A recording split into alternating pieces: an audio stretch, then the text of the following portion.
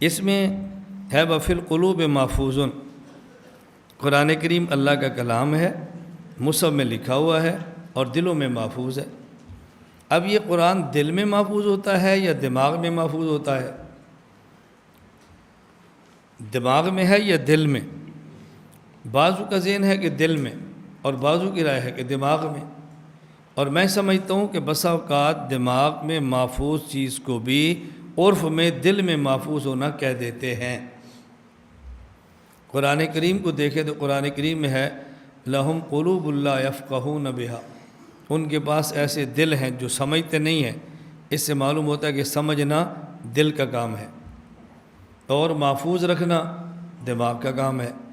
لیکن ہم کبھی کہتے ہیں بھی اس میں عقل نہیں ہے، سمجھتا نہیں ہے، اور عقل تو دماغ کے اندر ہے، اس میں دماغ تھوڑا ہے، بات کو سمجھتا نہیں ہے۔ اب اس سے معلوم ہوتا ہے کہ سمجھنا دماغ کا کام ہے۔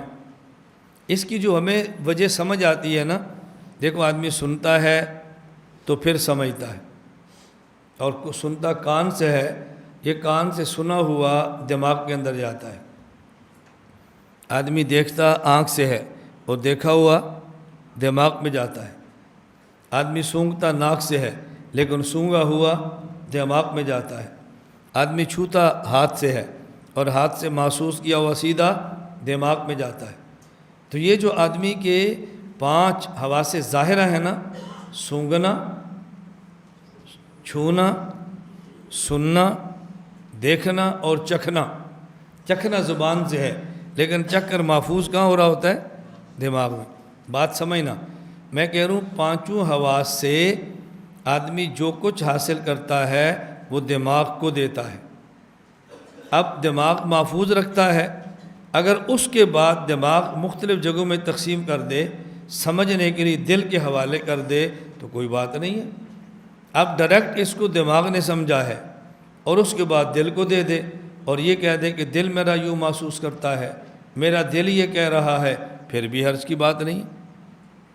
پیغمبر کی وحی کہاں آتی ہے؟ براہ راست قلوب کے، فَإِنَّهُ نَزَّلَهُ عَلَىٰ قَلْبِكَ۔ نبی کی وحی یہ نہیں ہے کہ پہلے سنا اور پھر دل، پیغمبر کی وحی براہ راست دل پہ آ رہی ہوتی ہے۔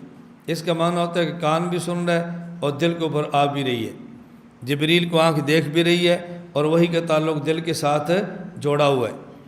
اب یہ 5 چیزیں پہلے دیتی ہیں دماغ کو، اس کے بعد اگر دماغ تقسیم کر دے، اگر دماغ فہم دل کے ذمہ لگا دے، محفوظ رکھنا اپنے پاس کر لے اور اس فہم کو حفظ سے تعبیر کر دے، تب بھی حرج کی بات نہیں ہے۔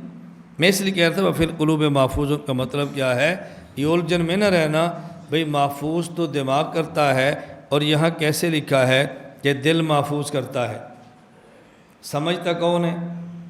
بولو، دل۔ اور کیا سمجھے گا؟ جو اس کے پاس ہوگا وہی سمجھے گا نا۔